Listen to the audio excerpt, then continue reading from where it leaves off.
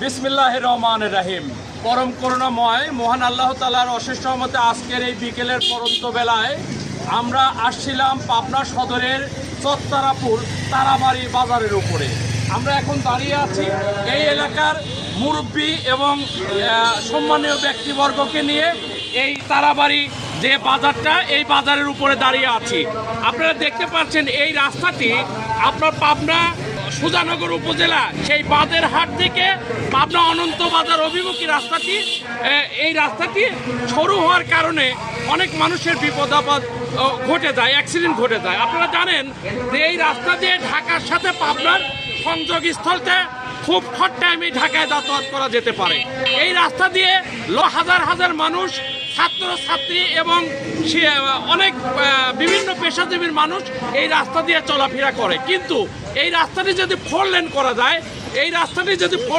যায়, তাহলে এই রাস্তায় হাজার হাজার মানুষ উপকৃত হবে, লক্ষ লক্ষ মানুষ উপকৃত হবে। তাই আমরা পাবনা যে এলজিডি এবং ফ্যাসিলিটিস ডিপার্টমেন্ট সহ অন্যান্য ডিপার্টমেন্টের দৃষ্টি আকর্ষণ করব যেন এই রাস্তাটি সরু করে দেওয়া হয়।